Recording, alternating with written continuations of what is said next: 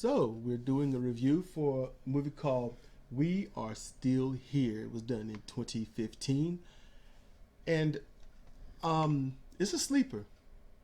But when I say sleeper, I mean no one wanted to absolutely recognize this as a deep horror film. Now, some of you out there might have heard of it, but it didn't get any recognition. I didn't hear about this in the theaters. I didn't hear about this direct to DVD. I've heard the title. I think I might have read it when I'm looking at a list of movies, but it's not on the lips of anyone. Yeah.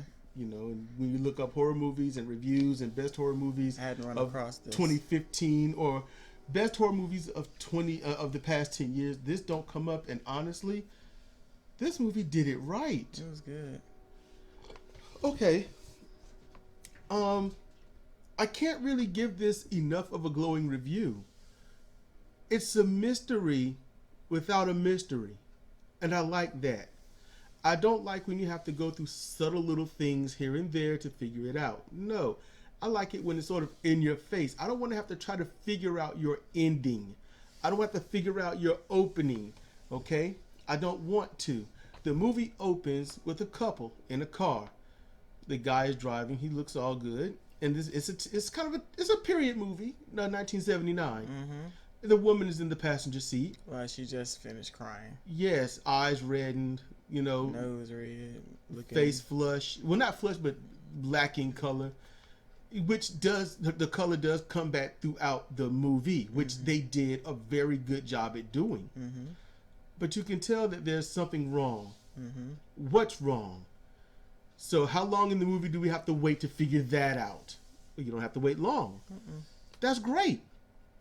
So they get into the house. Okay, you find out they're obviously moving in. Mm-hmm. Okay. And then they kind of do a few things here and there, a little quick clippy. And then he's upstairs at a bar or something like that. He's at a bar. He's at a bar. The way it clips, I couldn't tell if he's gone somewhere. And see, that kind of destroys a little bit of what happens later. But he's at a bar. He goes out, finds a bar. He's drinking. She's at home drinking. Not like you think. They ain't taking it to the head. They got a glass and they're sipping. But they are sipping alone. Yeah, they're sipping alone. So it lets you know that whatever they're going through, they are going through it together, but in their own way. Mm-hmm. And not everything has to be an automatic togetherness. I want you to feel with me. Not everything needs to be that way. But they acknowledge that there is a thing. They acknowledge that they're going through something. They acknowledge that maybe things aren't the way they need to be. And then you find out, you look at she takes a picture out. There's a dude, he could be, probably in his late 20s or so, extreme early 30s, something around 33 or earlier. And there you go. Okay. She's sad and seems depressed. He seems all right, but not happy. And so we get this now. Mm-hmm. And that's good. And then she puts the picture down, she kind of fond memory of it or something. And then all of a sudden you hear a sound and then the picture is knocked off the table. And you're like, oh crap, this just started. Mm-hmm. Starts quick. You don't have to wait for it. Obviously something's going down in the house. Yes. Now that's the mystery. What is it about this house? And then the guy shows up with his wife. And it's like, hey, this house, in the history and stuff. Like he's warning them. Mm-hmm. And the wife is there. She looks shook. The wife with this guy looks shook. Think of Adrian from Rocky, but terrified. Yeah. That's where she was. And I'm be honest with you, there's no way to talk about this movie without spoiling some good pieces of it. Yeah. There's just really no good way. The movie was done with the right lighting, the right setting, the right coloration. I mean, this movie... It looked like it took place in 79. You could tell it was low budget until special effects, which I wonder how much was special effect and how much was just people being that good at acting, because the acting from every single person was beautiful. Mm-hmm. It was spot on. And honestly, when it comes to your classic horror movie, you can always find yourself talking to the screen. You know, why you doing this? Why you doing that? I really didn't find anybody doing anything that they shouldn't have. About 90% was cool. There was only one part I was like, really? Now? And our daughter was watching. She's 9. Even she was like, oh, come on. We all did that at the same time. And that was when the two... The obvious adults get there. And it's like, well, we just had a sip of some liquor. What now? And I'm like, seriously? In somebody's house on their couch? You ain't even got a room? You gonna just do it right there? And you know what? Honestly, even what's in the house was like, oh, buddy, no. So he gets lured. Now he is the only bona fide idiot in the movie, and I have no problem spoiling everything about this because his character and everything that happened with it is no respect. None. He leads credence to one thing, and this guy, he dies.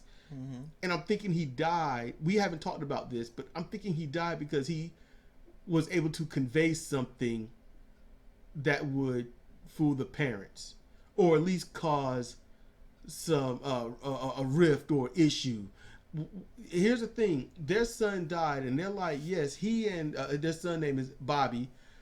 And he and his roommate were like so close, and they were just and Bobby's roommate's the son of our friends and things like that. So you're like, okay, they were tight. What's going on? And then when you finally hear this dude talking, because his time in this movie is brief, but all he said was, yeah, they think we got some special bond because we were roommates in freshman year, and it's like this guy didn't care.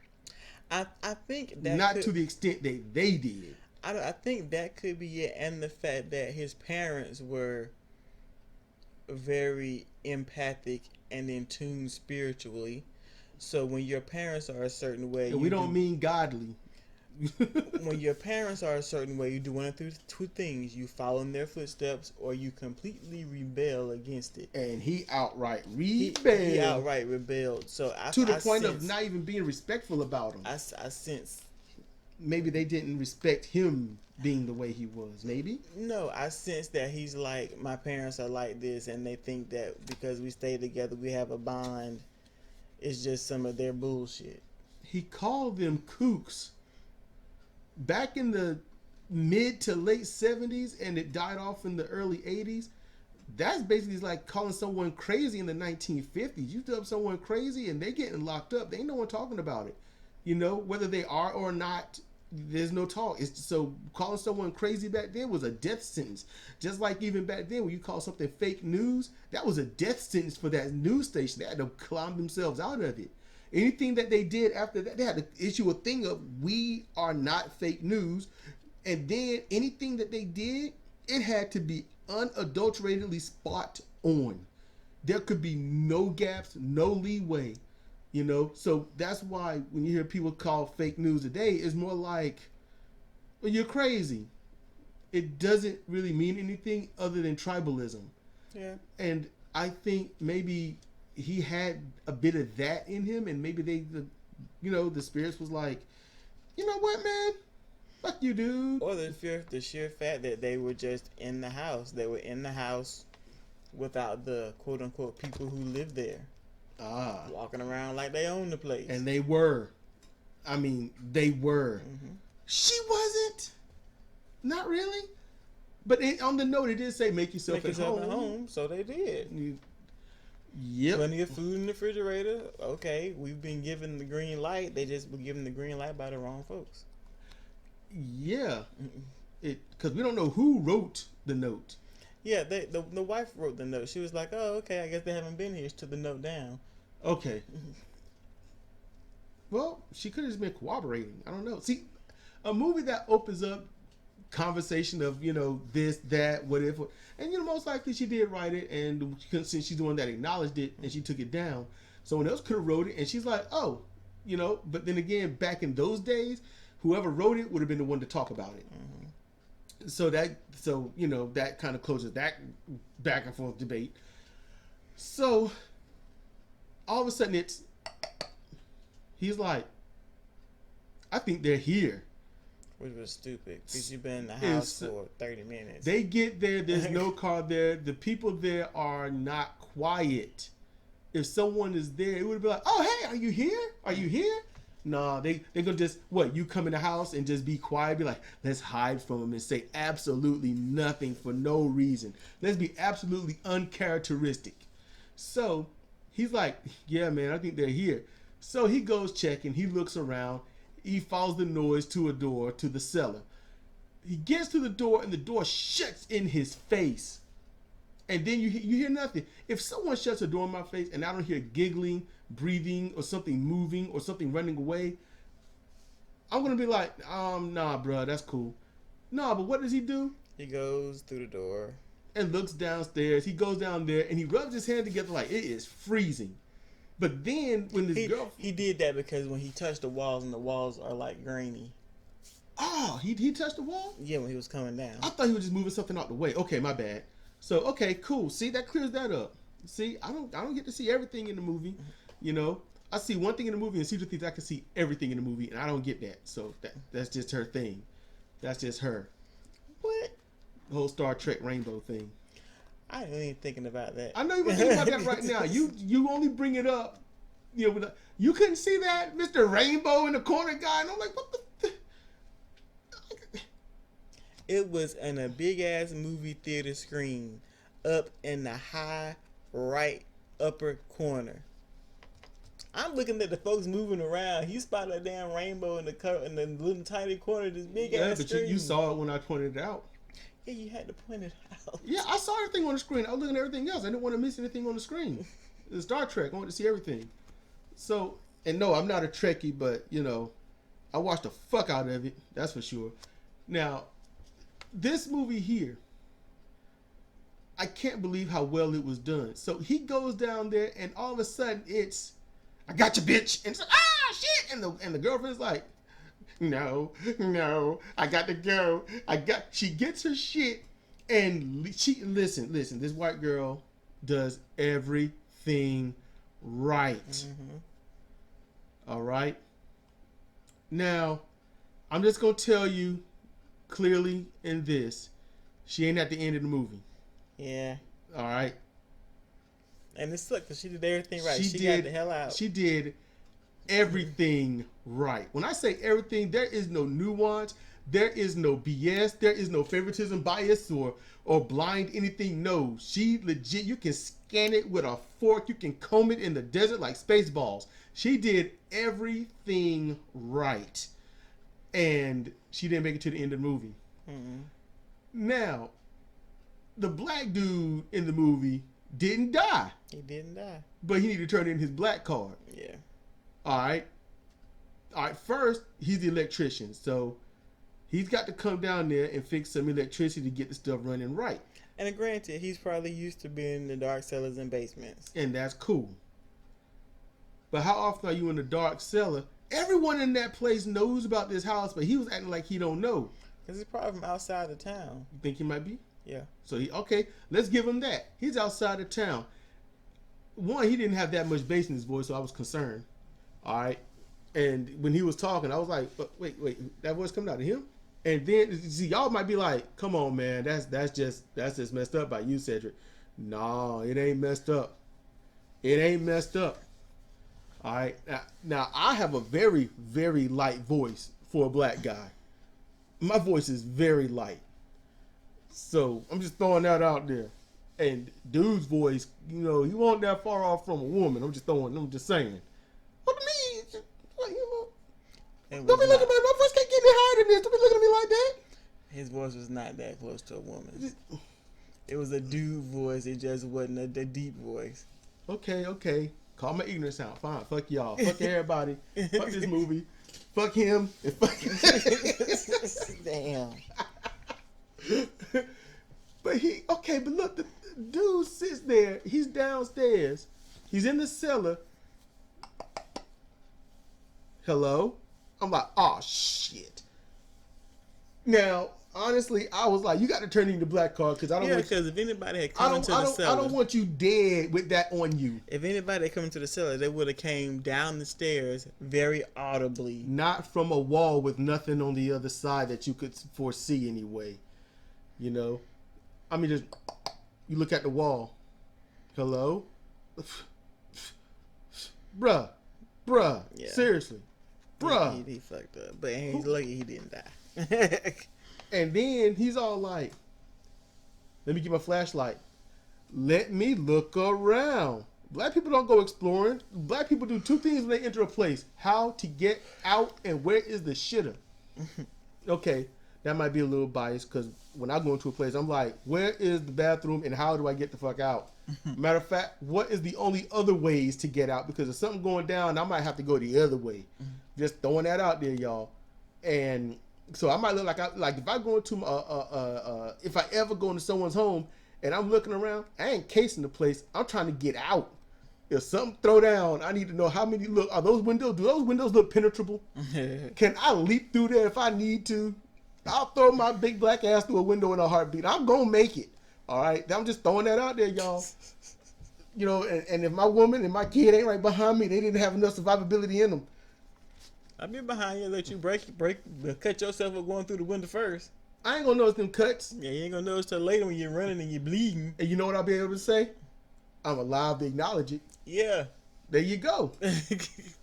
I wouldn't even bleed out. The blood no better. It just stay in. You can penetrate the window first. Do I need to hurl you through the window since you got all these jokes? No, you can hurl me through a window. All right then. Now look, I'm a glance. Pick me up like that. You don't know what I'll do in the face of absolute danger like that. You know. If I pulled you through a car, I can throw you through a window. To pick me I will up, throw you like I will throw you like the Hulk throwing a bench. Shit. Do you hear me? Look, I can't help it. These things just have to happen. I don't know why you're disagreeing with logic and facts. It's not logic and facts. I know how much I weigh. I know how much you weigh, and that's why it don't make a damn bit of difference. Can we get back to the movie? Yeah, I'm just throwing it out there. You disagreeing with logic? What you hit me for? The black man lived. It's so violent. He got fucked up. He got burned all the fuck up, and you know, I'm not spoiling what did it. I ain't gonna spoil that, you know, because that was awesome. But when he got his flashlight in the corner, we was like, the fuck is that? Mm-hmm. I was like, what is? I still couldn't make it. I was like, what is that? I still can't even. All I can think about is like a brown praying mantis. That's all I can really, kind of slowly trying to. It stood up. And I'm like, I know what it was. It's just it was hard to discern in the shadows. Yeah, we know now what it was. Yeah. Now here's the thing. This is hard to, because see, I wouldn't have got that far to even seen that. It would have been lights turn off. What in the world? Turn the lights back on. Turn around. Lights go off. I'm like, okay, I won't have to switch. I haven't touched anything. I start walking forward and shining my light around like, what is going on? I get to the steps. I go, it must be coming from upstairs. And I get up the steps and I get out and I run to my car. That's roll credits. You wouldn't be an electrician having to go to anybody's basement anyway. No, spiders being fuck that. Hey, would you like to be an electrician? Are you issuing a mortal threat? Mm-hmm. You know, it's the same thing to me. Hey man, want to go deep sea diving? Do you want me to stab you in the throat with a pencil? They'd be like, what? I'd be like, what? I'm sorry, I thought we was asking each other the same question. That's just me. It's just things you don't do. What are your 3 things you don't do in life? What are yours? Oh, so you don't go to prison. Okay? You don't vomit. And you don't eat anything with a face. Those are the 3 things to live by. That's right. You don't go where spiders are going to be. You don't go underwater to the point where you can't see light as easy as you can, you know, look at your hand without thinking about it. If you got to look at your hand and wonder, what's there? No. You shouldn't have to focus. If you're underwater, you shouldn't have to focus to see your hand at all. It should be right there. All right? It should be right there. So you don't go underwater, all right, like that, meaning lakes, deep lakes, oceans, you know. Yeah. And if you do go, make sure you got a bull rope tied to you and a tree or something anchored in. A tree tied. You gonna anchor yourself with a tree by the ocean? There was not far from us, Virginia Beach. You know how long that rope would have to be? I don't give a shit. And the third thing. Oh, and the third thing. Okay, so you don't go in the water. Uh-huh. All right. You don't go where spiders are going to be. Mm-hmm. All right. And if you sacrifice anything on you, make sure it's not your dominant hand. Never sacrifice the hand you wipe your ass with. That's it. This dude went in there and said, fuck every decent rule in the book. This is 79. You were like, what, 3? I wasn't born yet. He didn't know the rules. He knew the rules. He didn't know the rules. These rules get passed down through generations. Ain't nobody passed these rules down to me. This is common sense. Yeah, where was his? Sense ain't common. And there you go, roll credit. Yeah. The train says all. Let you know. So the movie progresses with obviously figuring things out and whatnot, and the whole, we're not going to do a seance, the girls are gone, we're going to do a seance, which ultimately leads to death. Mm-hmm. And you find out that the initial neighbor is the facilitator of death. He is the harbinger of the facilitator of the harbingering of death and more death. And it was fun. It was okay. So the dude who died after starting the seance, he should have listened to his wife and not done the seance. But I don't think he deserved to die. He didn't deserve it. That was messed up. And man. then, but see, here's the thing. Listening is important. Mm-hmm. People got a habit of shutting their eyes and ears when they get scared, and I get it.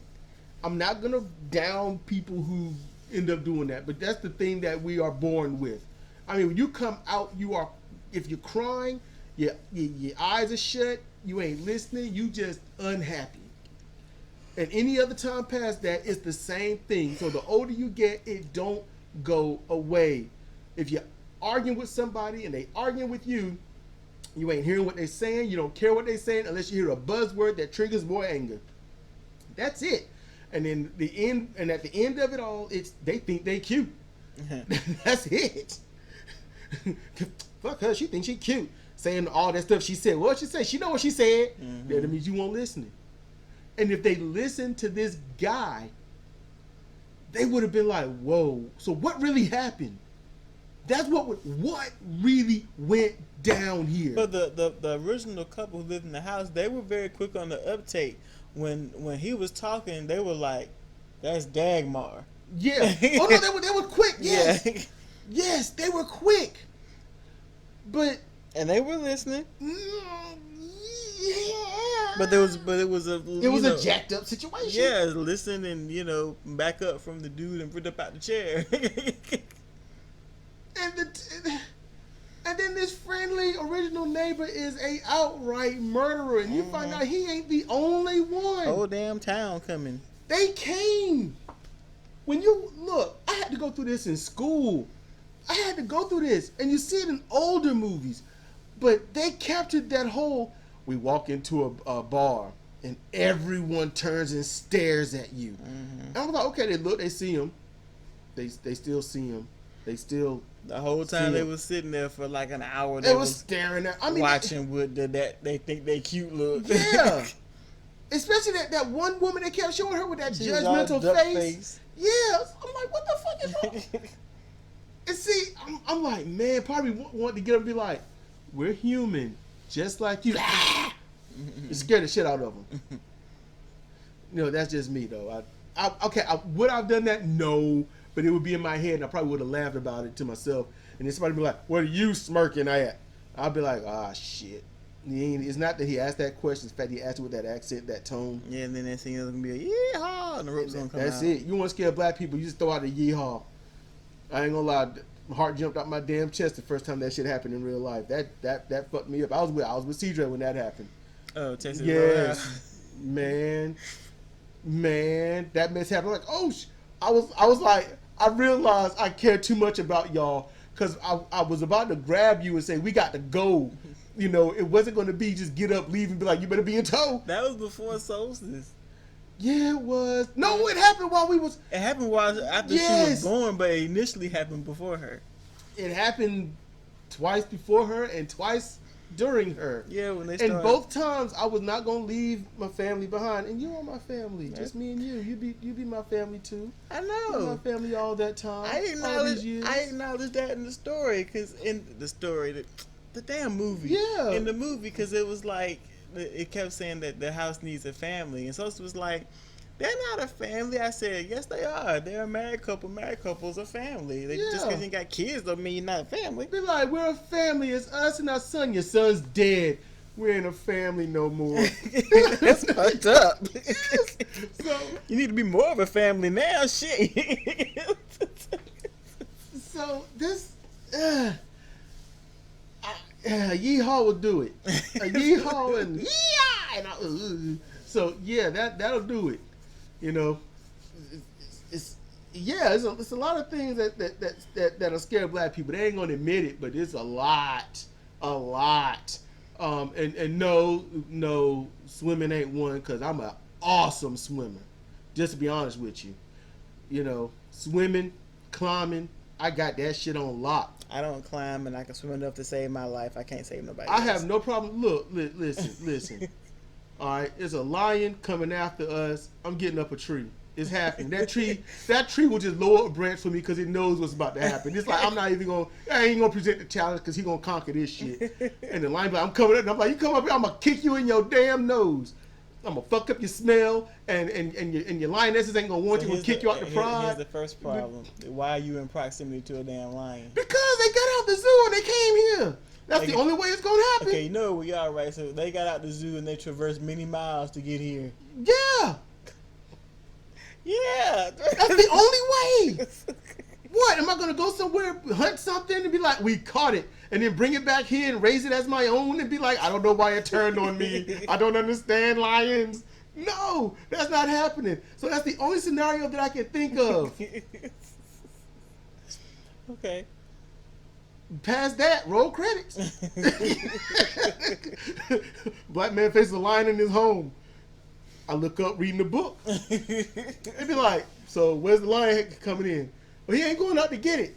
Well, shit, roll credits. Yeah. That's it. It's over. And like I'm gonna go out during the, when the hurricane is nearby and go out and buy a Bengal, tiger and bring it home and just say, hey, my negligent son, don't do this thing that foreshadows you're going to do it anyway, and let it out and then go killing people and stuff in the home. No, nothing like that. Yeah, that's a movie, y'all. It is? Yeah, we watched it. I don't remember. Yeah, it was some time ago. It sucked. Okay. Remember the girl was locked in the house and the tiger was loose, and she was trying to, it's kind of like the way the alligator movie was, except it was just a one tiger. And the whole hurricane or storm outside or something. Oh, jinx! But yeah, I remember. Yeah, I was waiting for it. Yeah, the stunt was wrong with the front door. It was like locked from the. Yeah. You wanted to smack everybody in that movie. Yeah. You wanted to kill everybody. Yeah. Yep. All right. Yep. So yeah, we are still here. Be like, yeah, because they are. Mm-hmm. And the end of the movie was honestly very ambiguous. It was great. I loved it. Because you don't really know. You don't know. You just don't know. You don't know what happened. Is everything happening? How is it still happening? What are these people? Because they aren't spirits, specters, or another people. They've got a consciousness. They care.